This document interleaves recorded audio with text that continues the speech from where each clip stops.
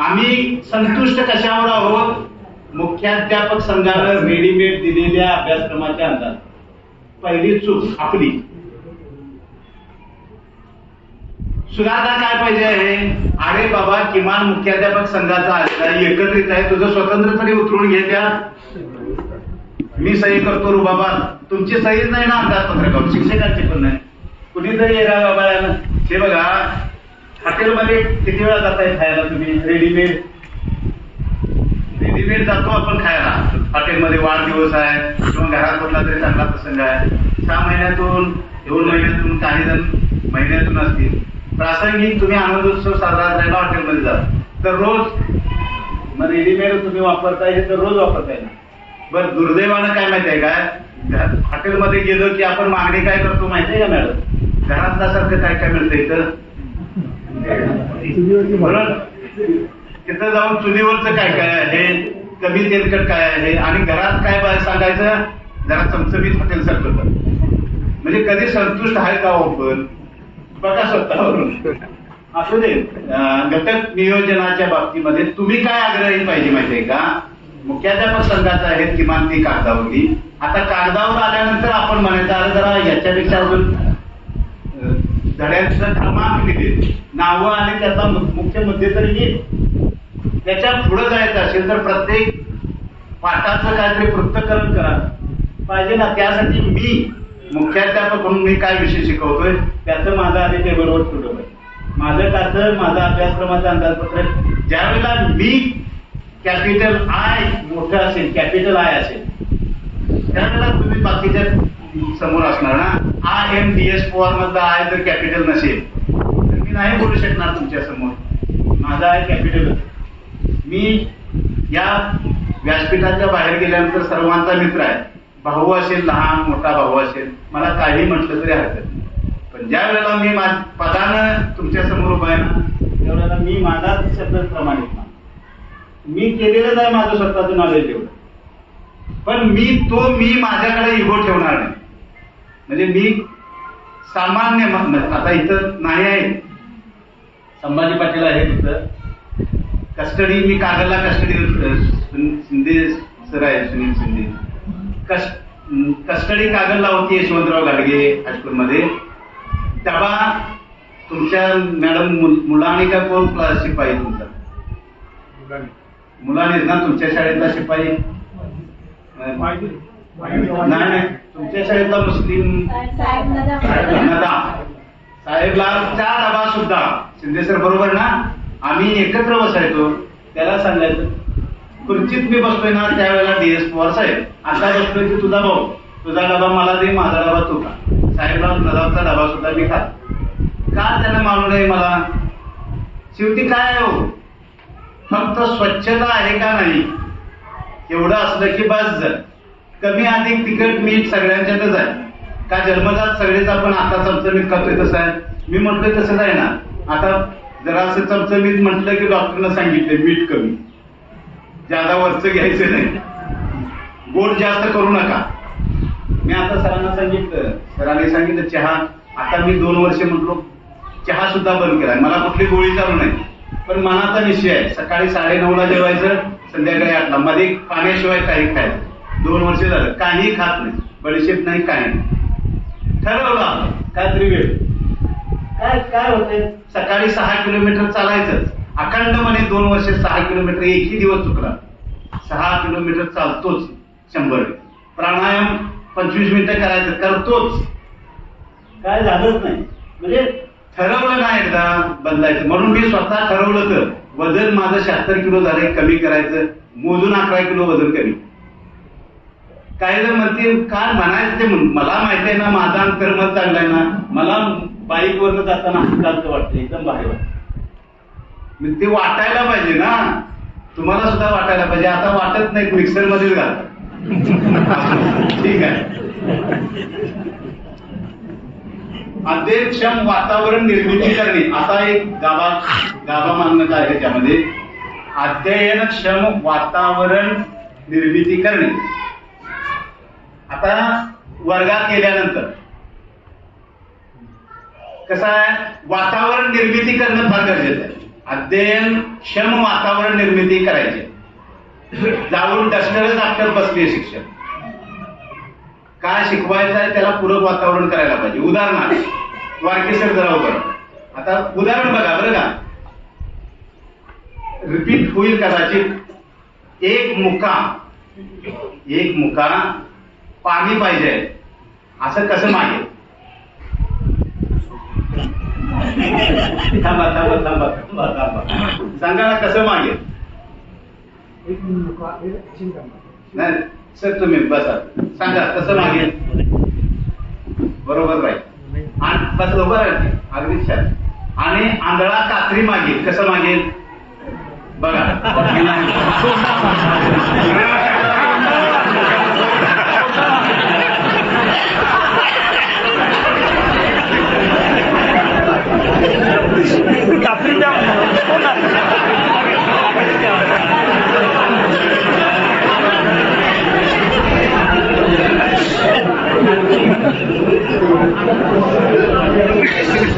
ठीक आहे. जेवढा कॉन्फिडन्स DS4 नाही.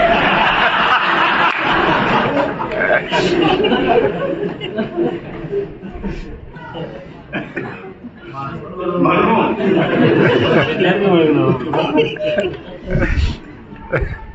ठीक आहे. वातावरण निर्मिती तुम्ही कशी करता? आता मी निर्मिती केली वातावरण म्हणजे काय माहितीये का, मी आधीच साठवून ठेवलेलं आहे ना, त्यावर उत्तर द्यायचा प्रयत्न करतो. माझ्या डोक्यातलं मी बदलत नाही लवकर. मी आधीच माझ्या ज्ञानावर अपडेट व्हायला पाहिजे. आता मला सहज वाटलं ना, आपल्याला वाटणं आणि तुम्ही मिक्सर वापरताय ते तेवढं वाचायला पण पाहिजे बरं का. दररोज वेगवेगळं वाचायला पाहिजे. आग्रलेख वाचायला पाहिजेत, विनोदी लेख वाचायला पाहिजेत, वेगवेगळं वाचायला पाहिजे. मग त्यावेळेला सुचत येईल. मी असंच वाचलं होतं ना, असंच की आधी मुका कसं मागेल आणि नंतर तुम्ही काय शिकवताय, वातावरण निर्मिती तुमचा शिक्षक काय करतोय त्यावर अवलंबून आहे ते. म्हणून आता उदाहरणार्थ वर्गात गेल्याबरोबरच हसत मुखानं जर एखाद्या शिक्षकानं विद्यार्थ्यांची नावच घेतली, चांगली नावं घ्यायला पाहिजे बरं का. ती नावं वेगवेगळ्या पद्धतीने घेता येत. म्हणजे शरद, अभय, त्याला अभ्यास काय झालेला आहे, काल कुठंपर्यंत आलो होतो. वातावरण निर्मिती अध्ययनक्षम करणं असं काही जण करतात. काही जण काय करतात, ताण विरहित. मी आता सुरुवातीला एक गोष्टच सांगितली. मी सुरुवात तुमचा ताण बघा मध्ये मध्ये काय सांगतोय, हे ताण जावा, तुमचा अजून अट्रॅक्शन इकडे यावं म्हणून मध्ये सांगतोय हे मी. मग ताण विरहित अध्यापन आहे का? मी इंग्रजीचा शिक्षक होतो. शाळेतल्या विद्यार्थ्यांना गणितचा शिक्षक आणि इंग्रजीचा शिक्षक हे सगळ्या नावडती. पण मी आवडता शिक्षक होतो. मी दररोज एक छोटी गोष्ट, अर्ध्या मिनिटाची एक गोष्ट सांगूनच सुरुवात. इंग्रजीतली गोष्ट सांगून, इंग्रजीतून बरं का. आता ते टीचिंग स्किल गेलं आमच्यात. म्हणजे माझ्याकडे क्षमता स्किल असं होतं की ABCD लिहिणारा विद्यार्थी 12वीला इंग्रजीला 35 मार्क्स काढणार, 10वीला काढणारच. पण मी स्वतः स्किल डेव्हलप केलो.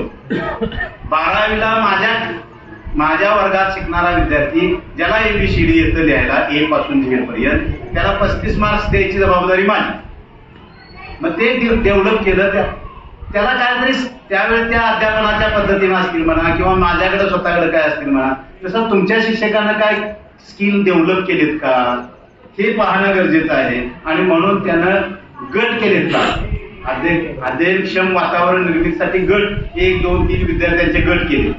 गटाला वेगवेगळी माहिती तयार करायला सांगितली आणि वातावरण निर्मिती केली. म्हणजे कुठली अध्यापन पद्धती? ज्ञान रचनावाद. इथं ज्ञान रचनावादाचा काय वापर झाला का हे पाहणं गरजेचं आहे. अध्ययन दोन्ही. आणि शिकवत असताना विद्यार्थ्यांनी विचारलेल्या शंकांची उत्तरं कशी देतो, पुन्हा कशाशी संबंधित येतं हे पाठ निरीक्षण लॉगबुक.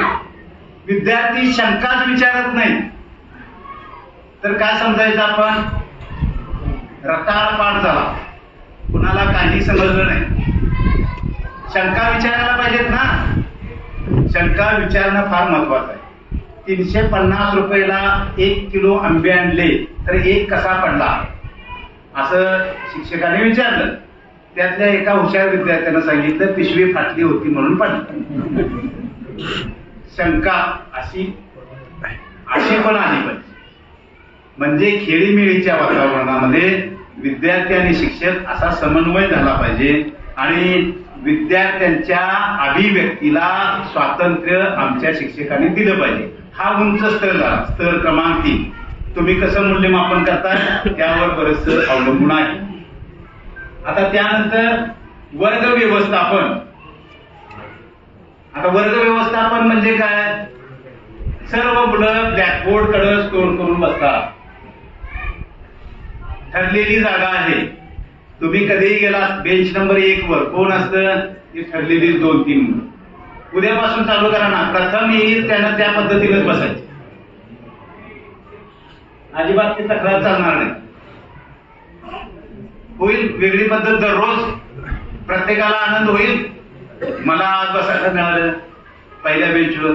नाहीतर ठराविक मुलं अशी ठराविक मुलं पाठीमागे बसतात, ठराविक मध्येच आवडतं, ठराविक समोरच बसतात. पण काही वंचित पण असतात. आता वंचित असणारा काय करेल? उद्या जरा लवकर येईल. कुणाचा फायदा आहे? आपलं शिस्त लावली आपण. बघा उद्यापासून जो लवकर येईल त्या पद्धतीनं बसायचं. गटानं बसायचं. अध्यापन पद्धती बदलली. 3 मुलं 2 मुली किंवा 3 मुली 2 मुलं असे गट केले. असं बसा. एका बेंचवर 1 मुलगा 1 मुली. ते पण ठराविक बेंच द्यायचं नाही. मग हे स्तर असे तुमचे वाचत. आता तुमची सगळ्यांची पद्धती बसण्याची वर्ग व्यवस्थापनाची आहे ती 1 म्हणजे फक्त 10 मार्काची. सगळ्यांनी काय करायचं? येऊन ब्लॅकबोर्डकडे तोंड करून बसायचं. ठरलेली जागा. आमचे गुरुजी पण काय करणार? एकाच जागेला उभं राहून शिकवणं. बघा एकाच जागेला असतात का नाही. सगळ्या वर्गातल्या पहिल्यांदा खुर्च्या काढायच्या. हे पहिलं काम करायचं. वर्गात खुर्ची ठेवली की मुख्याध्यापकाचं नियंत्रण गेलं. आणि टेबलचा उपयोग हा लिहिण्यासाठीच असतो, बसण्यासाठी नाही. याची तालीम करून द्यायला. नाहीतर तुम्ही खुर्ची काढणार आणि आमचे गुरुजी काय करणार? गुडघे दुखीचा व्यायाम चालू करणार टेबलवर बसून. बरोबर ना? म्हणजे मजा मारणार. तसं नाही व्हायला पाहिजे. म्हणजे तुमची वर्ग व्यवस्थापन बैठक व्यवस्था कशी आहे? आता तुमच्याकडे उपलब्ध साधनं काय आहे? टीचिंग लर्निंग मटेरियल आहे. ते गटागटात वापरतात, हँडल करतात. असं एक 4 ग्रुप केलेले आहे. पहिल्या गटाकडे वेगळं मटेरियल आहे, दुसऱ्या गटाकडे वेगळं मटेरियल आहे.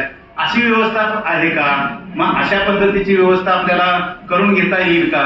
कृतीयुक्त अध्यापन करण्यासाठीची बैठक व्यवस्था असेल तर नंबर 1चं व्यवस्थापन झाले. म्हणजे असे काही भाग त्यामध्ये येऊ शकतील. मला वाटतंय अशा पद्धतीने गेला तर पुरेसा आहे. असं सगळं डिटेल अजून पुढचं घेण्याची गरज आहे का? म्हणजे तुमच्या लक्षात आलं. त्यानंतर अध्यापन, अध्ययन आणि मूल्यांकन असं एक क्षेत्र आहे.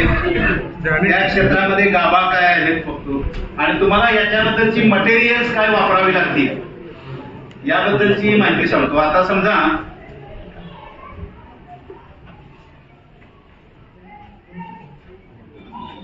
आता मगापासून आपण जी चर्चा केली ना, अध्यापन आणि अध्ययन आणि मूल्यांकन, यासाठी मी मगाशी एक वही सांगितली विद्यार्थ्यांसाठी. अजून काय करता येईल? विद्यार्थ्यांचा उपस्थितीपट म्हणजे काय? तुम्ही कॅटलॉग लिहिताय तो. याच्याशिवाय दररोज तुम्ही प्रार्थनेच्या वेळेला हजेरी घेऊन प्रत्येक वर्ग शिक्षकांना एका वहीमध्ये दररोजचा पट आणि उपस्थिती लिहायची. हा कुठले प्रार्थनेच्या वेळेला म्हणजे पहिल्या तासाला तुम्हाला ऍट ए ग्लान्स आजची उपस्थिती कळू शकते. नमुन्यादाखल गृहपाठ वर्ग कार्य दिलं असेल, परीक्षा असतील, प्रश्नपत्रिका असतील त्यामध्ये त्याचं हे दप्तर तुमच्या जवळ असणं याला अनुसरून गरजेचं आहे. प्रश्नपत्रिका असतील म्हणजे ब्ल्यू प्रिंट्स नुसार पाहिजे. घटक चाचणीच्या प्रश्नपत्रिका ह्या तुम्ही काढायच्या आहेत. सातत्यपूर्ण सर्वंकष मूल्यमापन जे 1ली ते 8वी आहे त्याच्या नोंदी आहेत का हो? जर त्या नोंदी नसतील तर तुम्ही सपशेल अपयशी आहात. तुमचे 5वी ते 8वीचे निकाल बोगस आहेत. त्या नोंदीच नाहीत आपल्याकडं. आता शाळा शिक्षेमध्ये पहिल्यांदा बघणार मूल्यमापनाच्या नोंदी. म्हणजे काय बघणार? सातत्यपूर्ण सर्वंकष मूल्यमापनाच्या प्रत्येक विषयाच्या शिक्षकांनी नोंदी ठेवल्या आहेत किंवा नाही. त्या नोंदी मला वाटतं कुठल्या शाळेत आहेत? हात वर करा. आज 21 जुलै आहे. 12 जून पासून शाळा सुरू झाली. 12 जून पासून 1 महिन्याच्या नोंदी आहेत आमच्या शाळेत. असं चॅलेंज ना कोण सांगू शकेल? कुणाकडेही नाही. मग हे दप्तर पाहिजे ना तुमच्याकडं. अभिलेख. मग आता तुमचे शिक्षणाधिकारी उपशिक्षणाधिकारी येतील तर तुमचा कसा गौरव करावा? मग म्हणजे बेसिकली आहे पहा. आणि त्याच्या आधारे तुम्ही गेल्या परीक्षेचा सुद्धा निकाल लावलेला आहे. सातत्यपूर्ण सर्वंकष मूल्यमापन नोंदी तुम्ही आग्रही पाहिजे. मुख्याध्यापक शांत झाला. हे बघा, आपण हिंदू संस्कृतीतले आहोत. अपवाद असतील काहीतरी, पण हिंदू संस्कृतीमध्ये 7 वर्षांना अमुक देवाची पूजा, 3 वर्षांना अमुक देवाची पूजा, म्हणजे देव 3 वर्षे गप. एकदा निकाल लागला की आमचा मुख्याध्यापक देव गप. वर्षभर काय त्याला मूल्यमापन नको काय नको. का करताय असं? हे खरं म्हणजे स्वच्छतेचाच भाग आहे हो. तुम्ही झाडाझडती करायला पाहिजे पहा. म्हणजे वाईट करा म्हणत नाही, काम करून घ्या. जशी इन्फ्रास्ट्रक्चर ही स्वच्छता इथं क्लीनलेस आहे, म्हणजे स्वच्छता आहे, कचरा नाही. पण सातत्यपूर्ण सर्वंकष मूल्यमापनाच्या नोंदी, गृहपाठाच्या नोंदी, प्रयोग वह्यामधल्या नोंदी त्या करणं ही सुद्धा स्वच्छताच आहे ना त्या स्टेपनं. बोला काय म्हणता?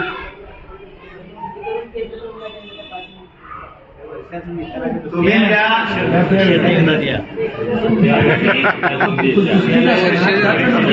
आज तुम्ही अध्यापन केलं. तुमच्या इयत्ता 7वीच्या गणितच्या शिक्षकानं अध्यापन केलं. त्याला DS पवार नावाचा विद्यार्थी आहे. त्याला 3 अंकी बेरीज अजून येत नाही, किंवा 7वीच्या पेक्षा तो 8वीची एक सामायिक समीकरणाची गणित प्रभावितपणे करतो. म्हणजे एकदम खालच्या स्तराची नोंद आहे आणि दुसरी एकदम वरच्या स्तराची नोंद आहे. ही नोंद केली का तुमच्या आजच्या शिक्षकांना? याला सातत्यपूर्ण सर्वंकष मूल्यमापन म्हणायचं.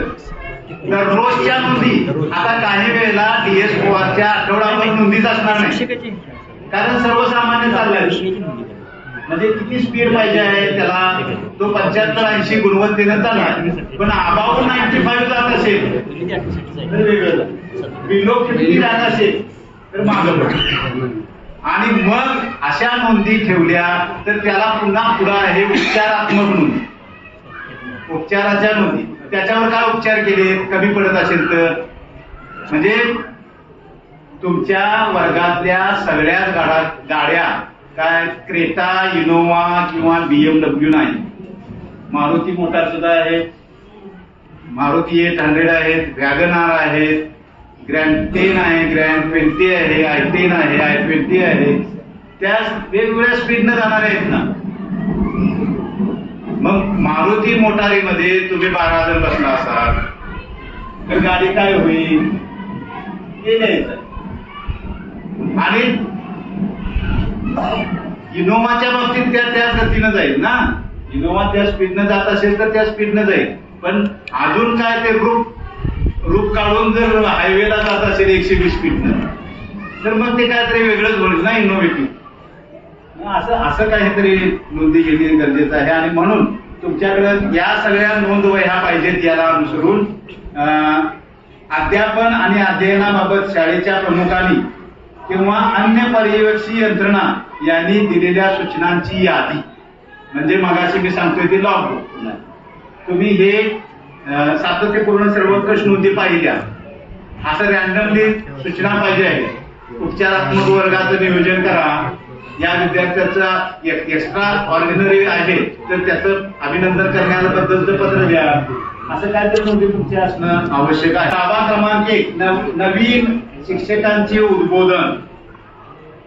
आता मगाशी मी सांगितलं त्याप्रमाणे अपेक्षा आपली काय आहे? शिक्षणाधिकाऱ्यांनी प्रशिक्षण घ्यावं, उद्बोधन घ्यावं. पण जरा एक खाजगी शाळा आहेत तुमच्या, का घ्यावं?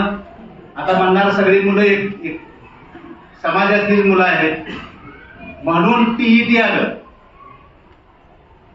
13 फेब्रुवारी 2013 चा पहिला शासन निर्णय झाला टीईटीचा आणि सर्वोच्च न्यायालयानं निर्णय दिला की 30 मार्च 2019 पूर्वी जे टीईटी आहेत तेच सेवेत पात्र आहे.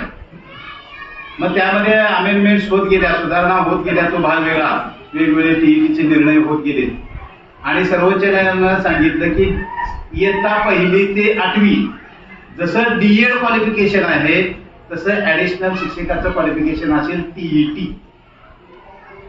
म्हणजेच काय, टीईटी मध्ये त्यानं परीक्षा जरी दिली तरी व्यावसायिक समृद्धता त्याला आली किंवा नाही याची चाचपणी त्या परीक्षेमार्फत केली जाते. आणि म्हणून त्याला अनुसरून आता तुमच्याकडे नियुक्त झालेले लोक आहेत, होणार आहेत, त्यांच्यासाठी असे कार्यशाळा घेणं गरजेचं आहे. काय घेत नाही, नुसतं जुजबी म्हणतो आहे, प्रतीक्षा करतो आहे शासनाच्या प्रशिक्षणाची.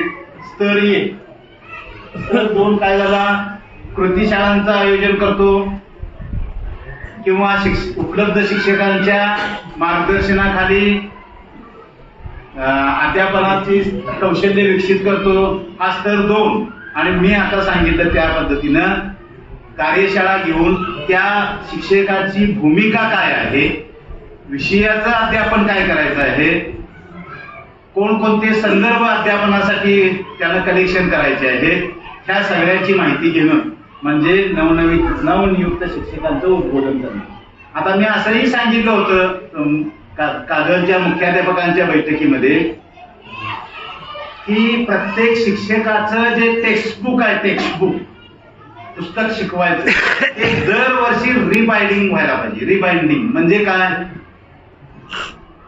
मी समजा मराठी विषय शिकवतो आहे, इतिहास विषय शिकवतो आहे, त्या घटकाशी उपघटकाशी या वर्षभरात मी काय काय वाचलं ते वाचनात आलेल्याची झेरॉक्स कॉपी, फोटो कॉपी काढायची आणि तिथं इन्सर्ट करायची, त्या पुस्तकात इन्सर्ट करायची. म्हणजे पुढच्या वर्षीच्या अध्यापनाच्या वेळेला त्याचा उपयोग मी संदर्भ म्हणून करू शकेन. असे किती शिक्षक करतात? आम्ही करतच नाही सर, तरी देखील 100% निकाल करायला पाहिजे ना. हा आग्रह कोणी करायला पाहिजे? मुख्याध्यापकांना करायला. हे लक्षात यायला पाहिजे. तुमच्या प्रचंड लेख आहे तो. लोकसत्ता घेताना लोकसत्ता, मी लोकसत्ताचा नियमित वाचक आहे. त्याच्या लोकसत्ताच्या संपादकीय पानावर दररोज एका विषयाचं विश्लेषण असतं, मस्तपैकी विश्लेषण असतं. लोकसंख्येबद्दलचं आजचं विश्लेषण आहे आजच्या लोकसत्तामध्ये. आणि पान क्रमांक 5 वर विज्ञानाचं कुतूहल नावाचं एक सदर असतं. तेवढं जरी तुम्ही ब्लॅकबोर्डवर लिहायला सांगितलं ना तरी चांगलं आहे. पुण्यनगरीच्या संपादकीय पानावर मराठी भाषेच्या काय म्हणतो व्याकरणाबद्दलचे लेख असतात पुण्यनगरीमध्ये. सकाळमधले अग्रलेख चांगले असतात. आता हे वेगवेगळे पेपर वाचणं, कधी वाचायचं, काय वाचायचं, आपण भाग मोठा आहे, आम्हाला व्हॉट्सअपवरच्याच बातम्या वाचून काय सर वेळ मिळत नाही, म्हणजे मग आम्ही एका झटक्यात रीड ऑल करतो असं पण काही जण म्हणणार आहेत. आवड पाहिजे, ऑटोमॅटिक सवड निर्माण होऊ शकते. हे अग्रलेख वाचणं, संपादकीय वाचणं, असे विशेष लेख वाचणं हे फार महत्वाचं आहे. मला वाटतं आजच्याच पुण्यनगरीमध्ये असंशयित शब्दांचे बर्वे नावाच्या आकाशवाणीच्या माजी निर्मात्यांचा एक लेख आहे. संसदेमध्ये कोणकोणत्या शब्दांवर बंदी घातली, त्यांनी सगळं लिहिलं नाही पण एक छोटासा, मला मी आधीच वाचलं होतं पण आजच्या त्या पुण्यनगरीच्या सदरामध्ये आहे. मी ऑफिसमध्ये गेलो 9:15 वाजता, पुण्यनगरीतलं ते एक पेज अख्खं वाचलं आणि मग मिटिंग घेतली आणि इकडं म्हणजे वाचायला पाहिजे. आता सह्या पण केल्या बरं का, त्यातून 100-200 सह्या पण केल्या. आता 9 वाजता केल्या मात्र त्या सह्या. माझा आत्मविश्वास आहे. पुन्हा कोणाच्या सह्या त्या बघून केल्या. म्हणजे महत्वाचे टपाल किंवा काय आजच्या परीक्षेच्या बद्दल वरती रिपोर्ट होतात. काही गोष्टी बघून करायच्या असतात, काही न बघता करायच्या असतात. डॉक्टर लांबूनच पेशंटला सांगतो बघा काही वेळेला, ठीक आहे एवढी औषधं घेतली की तुम्हाला बरं होईल. आणि काही वेळेला काय करतो, स्टेथोस्कोप लावतो, समोर छातीलाही लावतो, पाठीमागही लावतो आणि पुन्हा काय सांगतो, ब्लड युरिन टेस्ट करायला पाहिजे, त्याशिवाय आपल्याला काय सांगता येत नाही. तुम्ही काय करता? तुम्ही त्या शाळेचे डॉक्टरच आहात ना, तुम्ही काय काय करता? करायला पाहिजे ना.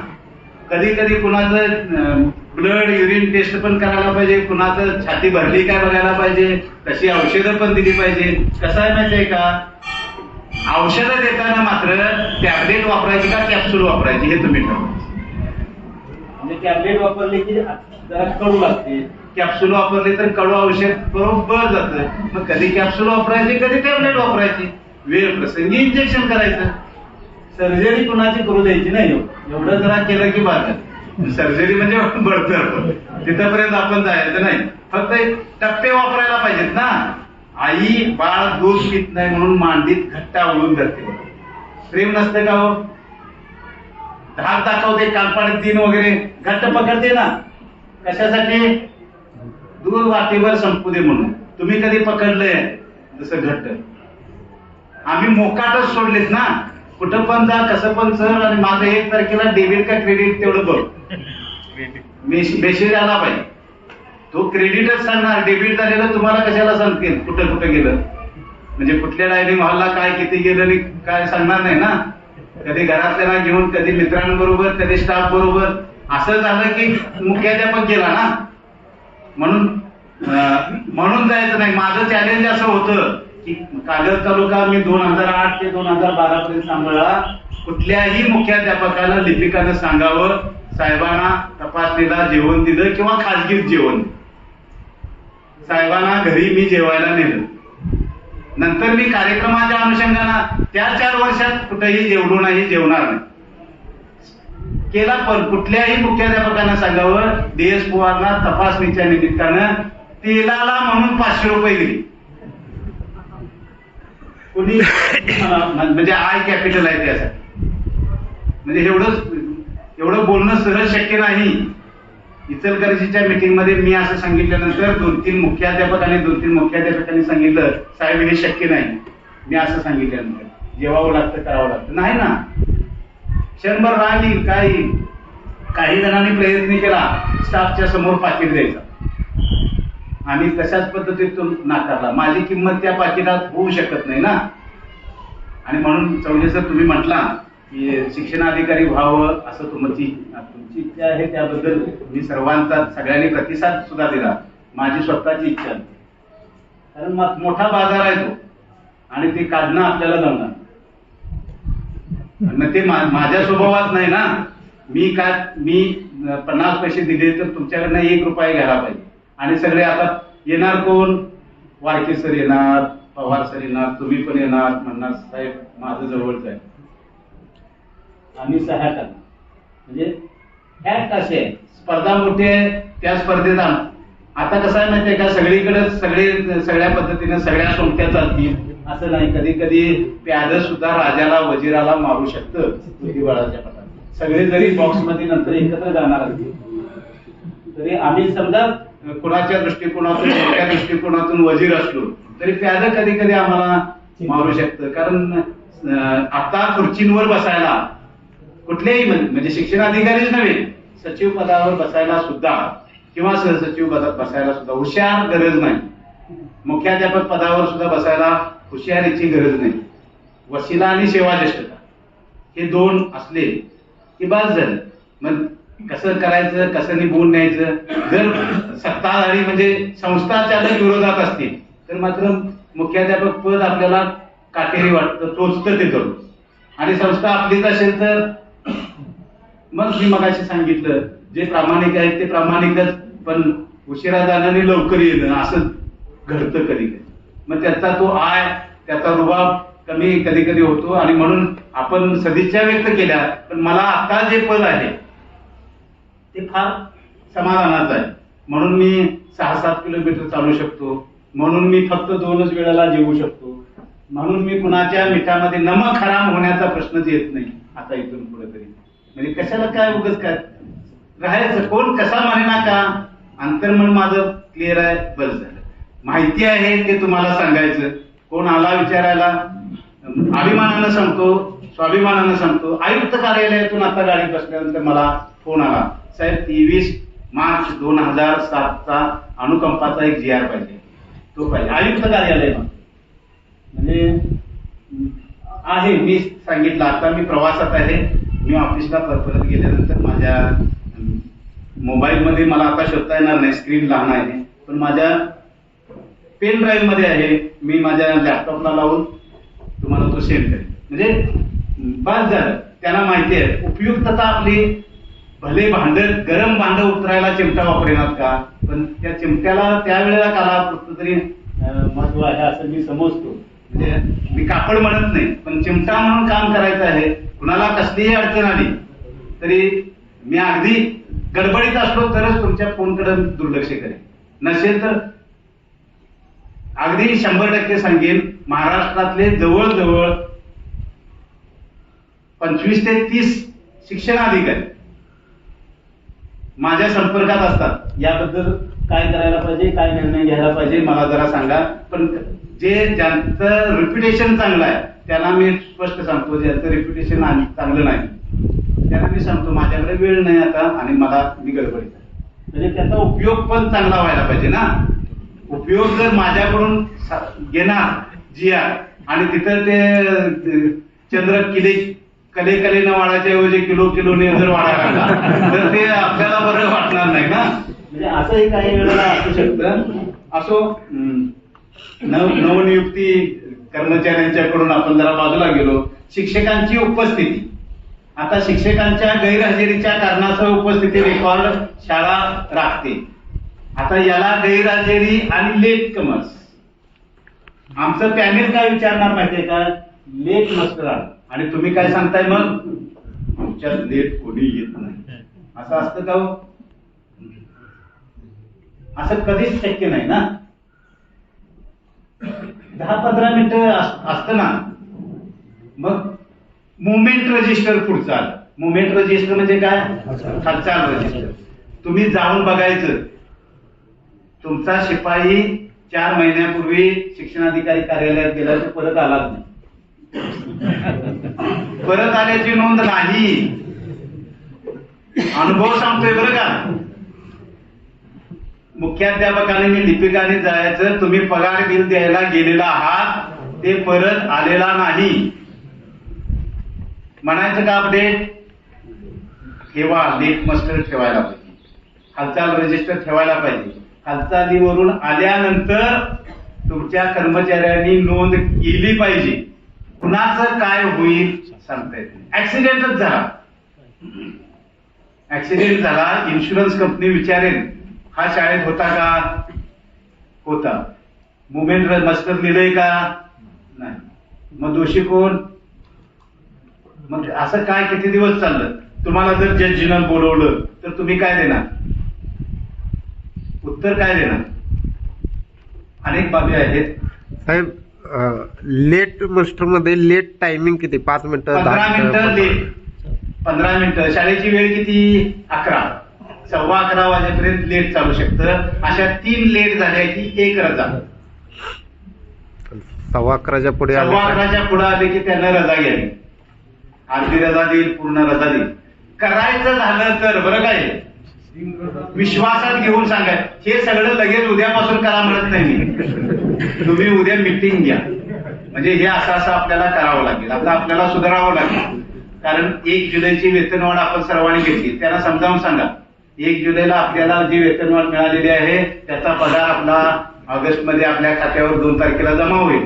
त्याबरोबर वाढीव जबाबदारी आपल्याला काहीतरी घ्यायला लागतील. गेल्या वेळच्या मूळ वेतनाच्या 3% जादा आपण यावर्षी वेतन घेणार आहे. ते स्लॅब मध्ये बसण्यासाठी फार मोठा प्रयत्न केलाय आमच्या क्लार्कनी. मला पण फार त्रास झाला तुमचं ते प्रिफिक्सेशन करायला. आता तुम्ही सांगायला पाहिजे ना, नाही तर तुमच्या वाढदिवसाला मिळाली का वेतनवाढ, का दोन्ही वेळेला देऊया? असं विचारा. मग एक वेतनवाढ का? तर जबाबदारी वाढली, अनुभव वाढला, म्हणून तुम्ही अधिक समृद्ध व्हायला पाहिजे, त्यासाठी ती वेतनवाढ आहे. वय वाढलं म्हणून नाही. वय वाढलं असं असतं तर वाढदिवसाची जन्मतारीख मग वेतनवाढ पकडली असते.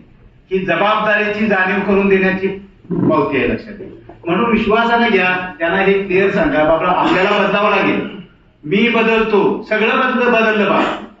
गावात आपल्या घरातला टेबल बदलला, सोफा बदलला आपण, बरोबर ना? घरातला प्रत्येकानं मूल्यमापन करायचं ना. मी घरात माझ्या प्रवेश केला त्यावेळेला सोफा कसला होता, भगिनी असतील आणि आमचे मित्र असतील, दोघांनी पण.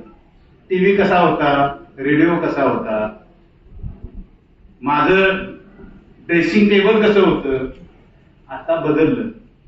घराच्या बाहेर आलो, रस्ता बदलला, पान टपरी बदलली, दुकानं सगळी बदलली, शाळा तेवढी आहे तशीच राहिली बघा, इमारत ज्या वेळेला आलो तशीच राहिली. आणि सगळ्यात महत्वाचं मी सुद्धा तसाच राहिलो, कर्मदरिद्री दरिद्रीच राहिलो. माझ्या विचारात काय बदल झाला नाही. मी तुमच्यातल्या काही लोकांना मेसेज पाठवत असतो. माझ्याकडे मी ग्रुप केलेत 1-2-3, त्यातल्या काही जणांना मेसेज दररोज वेगळ्या 2 संवेदनशील कथा किंवा काहीतरी वेगळ्या कथा पाठवत असतो. काही जण असतील, काही जण नसतील, असो. जे प्रतिसाद देतात त्यांना कंटिन्यू करत राहिलो, प्रतिसाद देत नाहीत त्यांना टाळत राहिलो. म्हणजे प्रतिसाद म्हणजे काय, आवडलं, छान आहे, व्यवस्थित आहे, किंवा त्यांनी फॉरवर्ड केला. आणि ते तसंच त्यात स्टोअर करण्यासाठी नसतं ना. पण आपण काय काय फॉरवर्ड करतो, हिकडची पुण्यतिथी आलेली ती सुद्धा आपण फॉरवर्ड करायला शिकतो. पण चांगलं आहे ते फॉरवर्ड करत नाही. साचून राहतं तिथं डास तयार होतात, आणि खळाळतं तिथं राजहंश पोहायला येतात. खळाळतं पाहिजे. साचलं म्हटलं की तिथं काय डबक्यात काय राहतं, डबक्यावर कोण जगतं, डास. आणि खळाळत्या पाण्यात कोण जगतं, म्हणजे प्रवाहात राहायला पाहिजे. प्रवाहात असला तर आनंदी. मी स्वतः प्रवाहात आहे. डबक्यात आलं म्हटलं की नाही, प्रवाहात असलं पाहिजे. काय पाहिजे, कुठल्या मिटिंगला जायचंय, मी जातो, चला जायचं, आज पुणे, उद्या मुंबई, यायचं. तिथं वेगळं काहीतरी मिळतं ना, एक वाक्य जरी वेगळं ऐकायला मिळालं ना, बस झालं. नाहीतर तुम्हाला तुमची अवकाशच नव्हती ना, नाहीतर घरातच बसला असता. मी स्वतः शिक्षकच राहिलो असतो, समजा मी इकडे आलोच नसतो तर इंग्रजीचा शिक्षक, माझा आवाका काय झाला असता, जास्तीत जास्त मुख्याध्यापक पर्यंत झालो असतो, किंवा एक्झामिनर मॉडरेटर झालो असतो. उद्देश वेगळा आहे. जबाबदारी आणि जबाबदारीची जाणीव ही तुम्ही तुमच्या शिक्षकांना, शिक्षकेतर कर्मचाऱ्यांना कशी करून द्यायची आहे ते ठरवायचं आहे. आणि म्हणून तुम्हाला सांगितलं की गैरहजेरीच्या बाबतीत लेट मास्टर आणि हालचाल रजिस्टर. आता अपडेट पाहिजे असेल तर काय, थंब. आमची हजेरी कशी आली आता, थंब. आता तुमच्यातला एखादा उपद्व्यापी असेल तर दररोज पिन काढणार, बरं का. म्हणजे कॉलेजवर आमचे काही माझे मित्र काही कॉलेजला प्राध्यापक आहेत, सिनियर कॉलेज. आता ते सांगतात की आमच्यात थंब बसवला होता, स्वतः सांगत नाहीत बरं का, पण आमच्या त्या पाटलानं काय केलं माहिती आहे का, मशीनची वायरच असतात. म्हणजे तुमच्यात तसं कोण नाही पाहिजे. अपडेट काय झालं त्याला, थंब म्हणजे त्याला इलेक्ट्रॉनिक हजेरी अशी आली. मग तुम्ही इलेक्ट्रॉनिक नुसती हजेरी काढून चालेल का, आठवड्याचं त्याच्या प्रिंट्स काढायला पाहिजे, महिन्याच्या प्रिंट्स काढायला पाहिजे. समांतर तुम्हाला तुमचं नेहमीचं ऑफलाईनचं मास्टर पाहिजे. याच्याशिवाय टाइम रजिस्टर पाहिजे. हे झालं अपडेशन.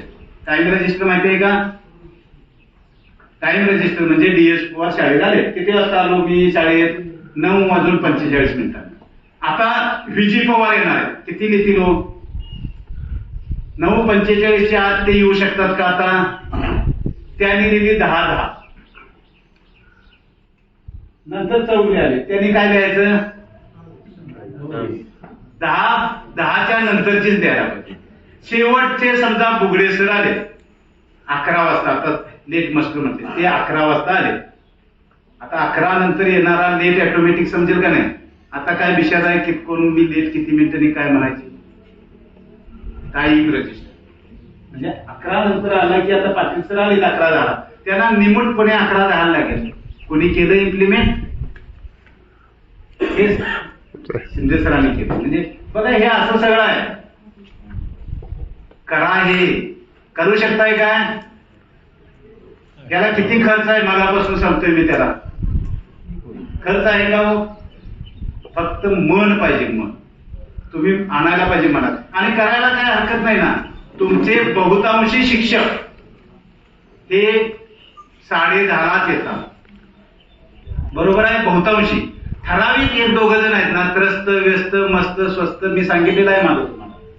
त्यातले त्रस्त आहेत, ते त्रस्त ठराविक 2-3 तेच काय करतात, अगदी काटेकोर येतात आणि तुम्हालाच जा विचारतात. बाकीच्यांचं नाही त्याचं मलाच कुठं विचारताय, लिहित नाही. सुरुवातीला एक दुर्लक्ष करायचं थोडे दिवस. दीपिकांना सांगायचं एक आपण पत्र लिहू, प्रेमपत्र पहिल्यांदा लिहायचं. आजचं आपलं वागणं बरोबर वाटलं नाही, आपण सुधारणा करा. नंतर नियम कोट करून टाकायचा, लिहायचं. करायला पाहिजे. पहिल्याच वेळेला नाही चालणार. आपण लहान मुलाला पहिल्यांदा काय देतो, टिकल्या देतो वाजवायला, नंतर चिमणी बार देतो, नंतर महालक्ष्मी बार देतो. तसं त्या पद्धतीने जायला पाहिजे. पहिल्यांदाच तुम्ही मोठा महालक्ष्मी बार द्यायला लागला तर तो स्फोट मोठा होईल ना. तसं करायचं नाही. स्लो. आता सगळं तुम्ही आम्ही काय करायला लागलो माहितीये का, स्लो पॉइझनिंगच करायला. हे सगळं वातावरण जर आपण बघितलं तर हे सगळं काय आहे, स्लो पॉइझनिंगच आहे ना. म्हणजे हळूहळू आपल्याला बोलण्याचा अधिकार नाही. म्हणजे राजकीय म्हणत नाही मी, सामाजिक सुद्धा वातावरण जे आहे ते फार स्लो पॉइझनिंग आहे. तुम्ही आम्ही असताना आपल्या घरातली वाटी, भाजीची वाटी कुठपर्यंत जात होती, बरोबर ना. गल्लीतनं जाताना सुद्धा आपल्याला स्मेल कसा वाटत होता, स्मेल, वास त्याचा.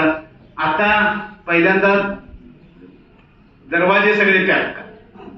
आम्ही आमच्या मुलांचे डबे, तुमची आई माझी आई ज्या वेळेला आपल्याला डबा देत होती, सगळीला जाताना डबा देत होती, त्यावेळेला 1 भाकरी देत नव्हती, 6-7 भाकरी देत होती.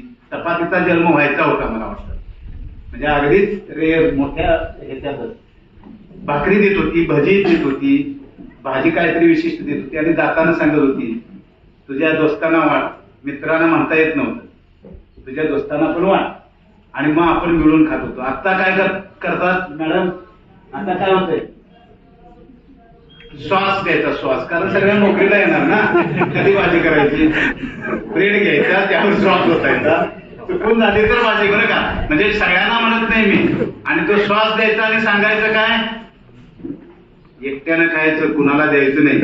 हा स्पेशल श्वास आहे. पाण्याची बॉटल सुद्धा शेअर करायची नाही. म्हणून कसली आणली, तोंड लावून प्यायची. बघा, तोंड लावून प्यायची आणली. कारण काय सांगायचं, वरून पिता येत नाही. अरे शिकू दे ना, वरून पहिल्या दिवशी बोलावं शेअर. पण आपण काय आणले, ती शेअर करू नये म्हणून, बरं का. पाणी सुद्धा किती आपण एकत्रीकरण किंवा कसं बदलत गेलोय बघा.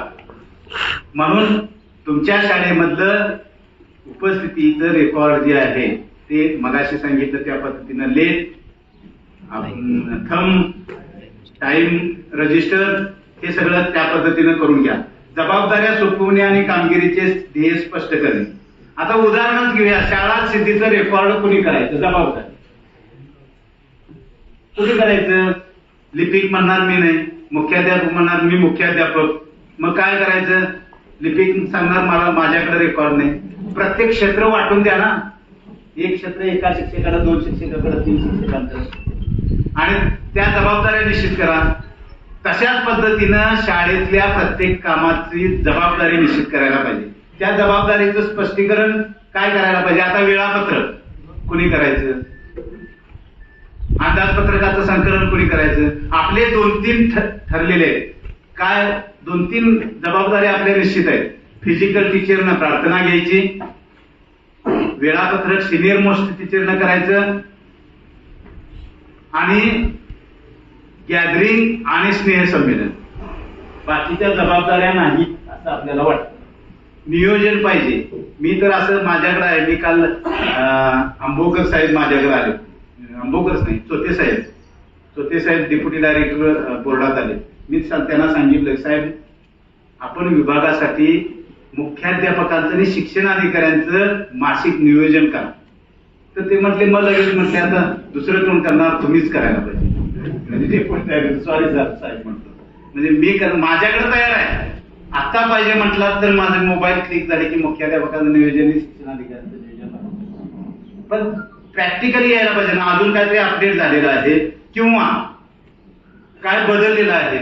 उदाहरणार्थ SSC बोर्डाचे फॉर्म भरणे, लिपिकाने सादर करणे, आता ते आवश्यक आहे का, ऑनलाईन झालेलं आहे. मग ते ऑनलाईनच्या तारखा त्या पद्धतीने, ऑक्टोबरच्या परीक्षेचं नियोजन माझ्याकडे SSCचं, पण त्या परीक्षेत बदलल्या, त्या आता पुरवणी परीक्षा म्हणून जुलैला आल्या. तसं तुमच्या जवळचं नियोजन काय आहे का, जबाबदारीचं जाणीव. म्हणजे मी नेहमी सांगत आलो, शिष्यवृत्ती मिळणाऱ्या विद्यार्थ्यांचं अपडेशन. आता गेल्या वर्षी 5वीला शिष्यवृत्ती धारक विद्यार्थी आहे, या वर्षी त्याचा काय अकाउंट वगैरे काय लागेल का हो, या वर्षी त्याच्या अकाउंट मध्ये बदल वगैरे असं काय होणार का, विद्यार्थ्याच्या नावात आडनावात बदल काय नाही. मग काय करायला पाहिजे, या वर्षीचं काय अपडेशन आहे ते तेवढं घेऊन तेवढंच केलं की होतंय. फक्त सुरुवातीलाच कठीण पातळी आहे. मी असं तुम्हाला एक सांगितलं होतं की इयत्ता 5वीला किंवा इयत्ता 8वीला शिकत असणाऱ्या विद्यार्थ्यांचा एखाद्या दानशूर व्यक्तीकडून रक्तगट तपासून घ्या. तुमच्या शाळेत शिकत असणाऱ्या 7वीच्या 8वीच्या किंवा 5वीच्या, दरवर्षी 8वीच्या किंवा 5वीच्या करून घेतला तर एक वर्ष असं येईल का नाही हो, आमच्या शाळेतल्या 100% विद्यार्थ्यांचा रक्तगट मला माहिती आहे. किती सोपा उपक्रम आहे, करायला पाहिजे ना. करता येईल, वेगळी शाळा होऊ शकेल का नाही, ह्या जबाबदाऱ्यांचं वाटप तुम्ही कोणाला तरी करून देणार. मग काय काय जबाबदाऱ्या निश्चित करायच्या, त्यासाठी तुम्हाला अनुसूचित ज MEPS रूल वाचायला पाहिजे. ही सगळे अभिलेख आलेच, पण अनुसूचित ज सुद्धा वाचणं आवश्यक आहे. मी शाळेच्या स्टाफ रूम मध्ये जबाबदाऱ्या निश्चित केलं, हा स्तर 1 झाला. स्तर 2 कोणता, शाळा समितीच्या समोर सगळे अभिलेख नोंदवया देऊन प्रत्येक उपक्रमाचं ध्येय काय, उद्दिष्ट काय आहे हे ठरवून ही जबाबदारी निश्चित करून देणं, हा स्तर 2 आला. आणि स्तर 3 काय आला, दिलेल्या जबाबदाऱ्याचं फीडबॅक सह तुमच्याकडे काय मटेरियल, त्या प्रत्येक घटनेचा इतिवृत्त किंवा अहवाल हा तुमच्याकडे असणार आहे. आणि तुमच्या शिक्षकांनी नवीन काय कल्पना त्यामध्ये राबवलेली आहे, त्यात काय अमेंडमेंट्स केलेले आहेत, सुधारणा काय केलेली आहे. उदाहरणार्थ राष्ट्रीय पुरुषांच्या जयंत्या पुण्यतिथ्या घेतो आपण, मग फक्त फोटोला हार घालणे. आता येणारी जयंती 1 ऑगस्ट, कुठला वार येतो, मंगळवार येतो, सोमवार येतो. शाळेला सुट्टी असणार काय, नाही. म्हणजे जर सुट्टी असेल तर त्या दिवशी काय करायचं, त्याच्या दुसऱ्या दिवशी पुण्यतिथी साजरी करायची. हे अति उत्कृष्ट काम ना. गांधी जयंतीला सुट्टी आहे 2 ऑक्टोबरला, मग गांधी जयंती आम्ही साजरी कधी करतो, 3 ऑक्टोबर. मग हे अति उत्कृष्ट काम. आमच्याकडे धमक काय आहे बघा, राष्ट्रीय पुरुषांच्या जयंत्या पुण्यतिथ्या सुद्धा आम्ही बदलतो. विद्यार्थ्यांच्या नावात जन्मतारखेत बदल करण्याचे अधिकार शिक्षण अधिकारी आहे, पण राष्ट्रीय पुरुषांच्या जन्मतारखेत बदलण्याचे अधिकार करू नका ना. हे मग एक्स्ट्रा काय करतोय हे महत्वाचं. आता तुमच्या शाळा स्तरावर वक्तृत्व स्पर्धा, निबंध स्पर्धा घेतल्या हे ठीक आहे, पण तुमच्या गटातल्या किंवा संस्थांतर्गत स्पर्धा तुमच्याकडे ठेवल्या, वाटून घेतल्या, प्रत्येक जयंत्या पुण्यतिथ्या वाटून घेतल्या. आता तुमच्या 2 शाखा आहेत का 3, 2 शाखा आहेत, तुम्ही 50-50 वाटून घ्यायला पाहिजे. म्हणजे अशा शाखा असणाऱ्या किंवा आणि कुणाच्या शाखा आहेत, 1 पेक्षा जादा शाळा असणाऱ्या हात जरा वर करा बघू. आता शिवराज आहे, सर शिवराज आहे उद्या फॉर एक्झाम्पल, शिवराज मध्ये वाटून घेतल्याने विद्यार्थ्यांना असं ठरवलं तर अमुक पुण्यतिथी किंवा अमुक उत्सव आहे तो या शाळेत त्या निमित्तानं स्पर्धा ठेवायची आहे, असं केलं तर सार्वत्रिकीकरण होईल ना. मग हे उच्च स्तर झालं. जबाबदारी त्या शिक्षकाकडे देऊन त्याच्याकडून फीडबॅक उच्च स्तरावरून घेणे. म्हणजे शाळेतल्याच विद्यार्थ्यांना लाभ नाही तर शाळे व्यतिरिक्त बाहेरच्या शाळेच्या विद्यार्थ्यांना सुद्धा लाभ दिला. हे आपल्याला साध्य करता येईल. अभ्यासक्रमाच्या बदलत्या अपेक्षा प्रति शिक्षकांची तयारी असा दुसरा गाभा मानक आहे. आता अभ्यासक्रमाच्या बदलत्या अपेक्षा प्रति शिक्षकांची तयारी. पहिला तुम्ही स्वतःला मनाला विचारायचं की सध्या कोणता अभ्यासक्रम चालू आहे.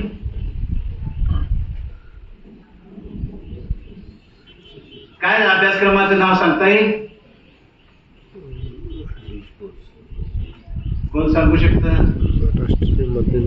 काय येतं? 5वीचा सिलेबस, 8वीचा सिलेबस, 9वीचा सिलेबस. त्या पुस्तकातली प्रस्तावना त्या तुमच्याकडे असणाऱ्या पुस्तकाच्या पहिल्या पानावर सगळं आहे. कृपया वाचा. म्हणजे मी आणि जरा ताण देतो किमान त्या निमित्तानं तरी वाचा. त्या अभ्यासक्रमाचं नाव आहे. मग त्या अभ्यासक्रमाबद्दल तुम्ही आणि तुमच्या शिक्षकाने काय केलं? आता नवीन शैक्षणिक धोरण 2024 येणार आहे, बरोबर आहे ना? 2024 नाही 2020 ते येणार आहे.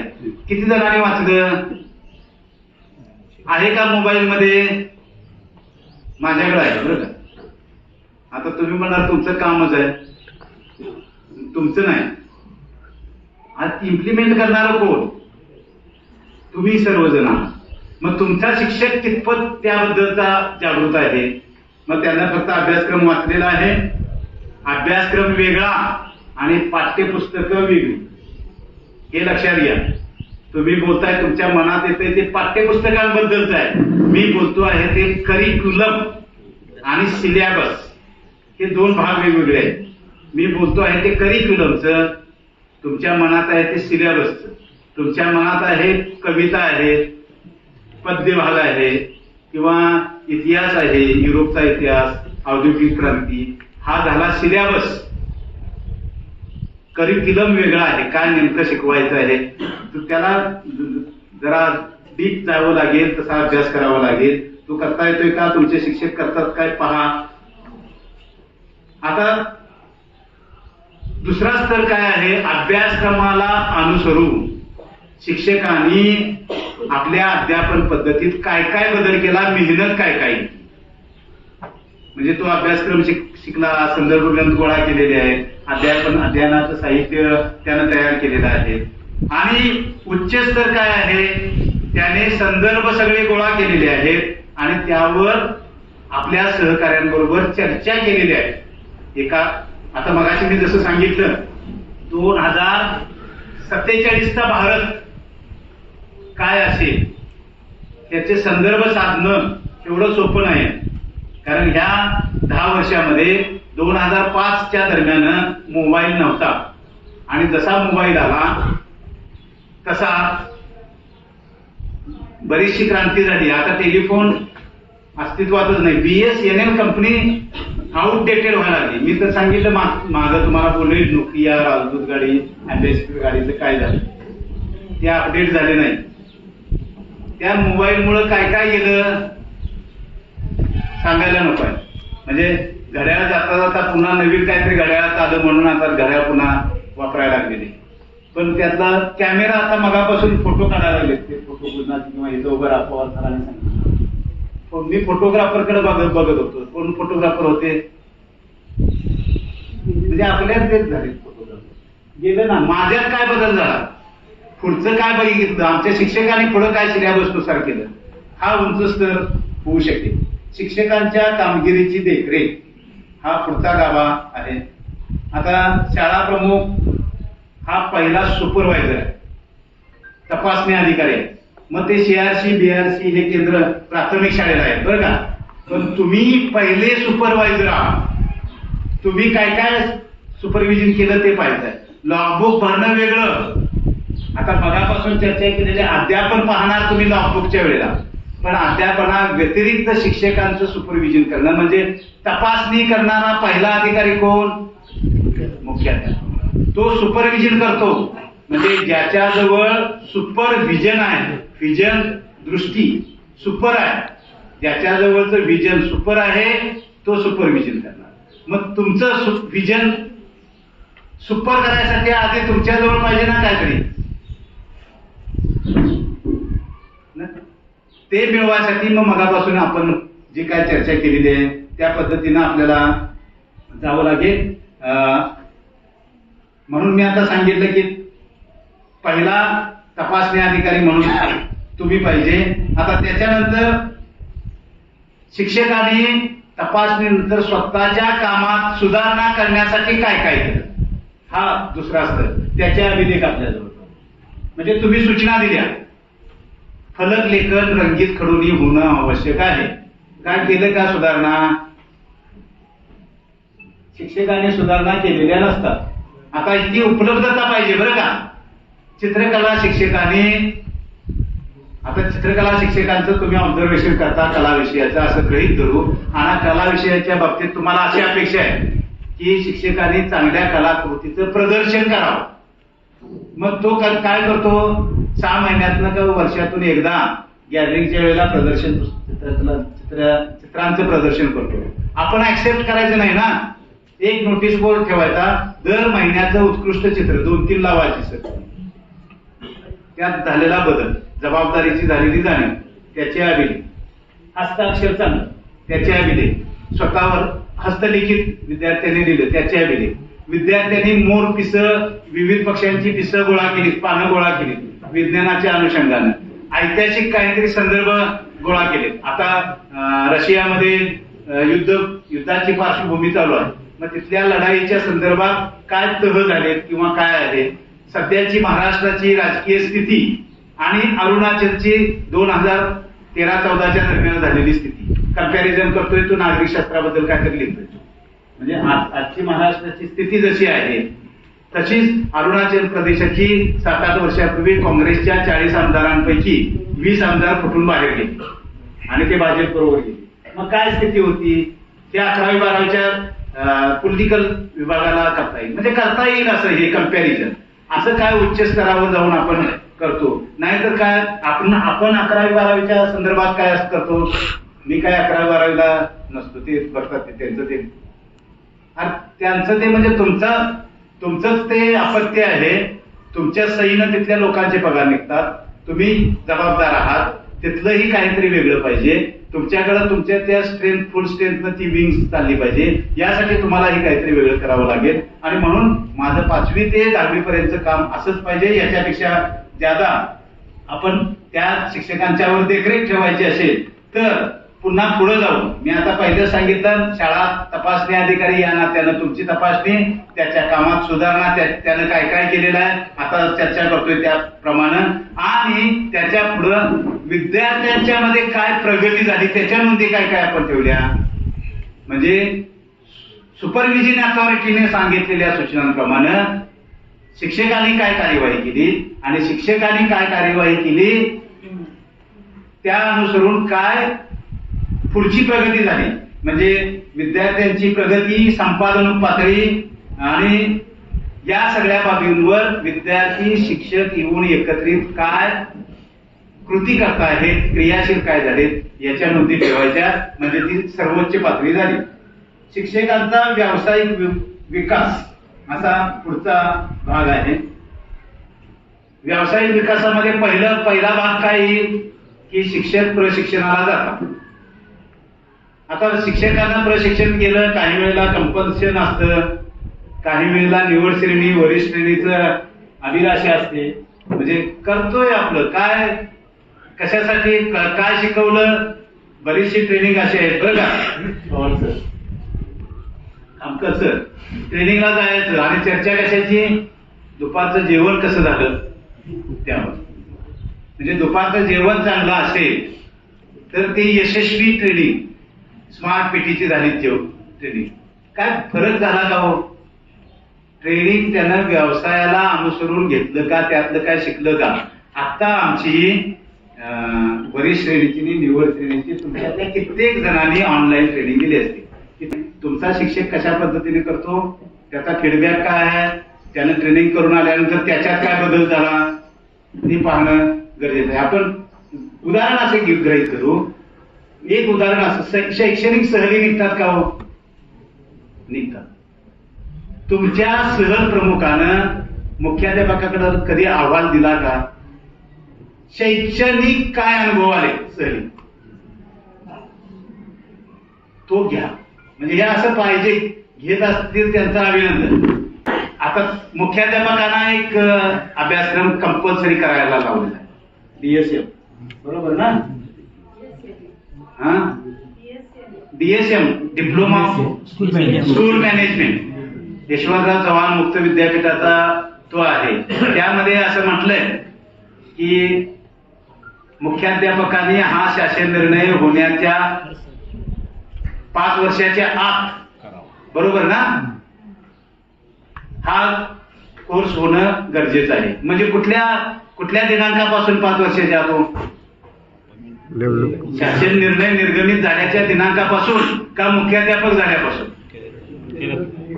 शासन निर्णय झाला. जरा वाचा तो निर्णय. म्हणजे सगळं झाला असाल तर ठीक, नसेल तरी व्यावसायिक वृत्ती तुमची ती होणं गरजेचं आहे, तो अभ्यासक्रम. त्याचबरोबरीनं बारीक सारीक कोर्स, तुमच्या नेटवर कितीतरी कोर्स आहेत, ते कोर्स आपण करतो का? श्रीकांत जिचकर नंतर सरदार जाधव म्हणून पेठ वडगावचं सायबर पुनावाला माझे मित्र आहेत, ते प्रिन्सिपल आहेत सरदार जाधव, त्यांच्याकडे विशेष डिग्री आहे MA. सर म्हणलो कशासाठी घेतल्या? आनंद.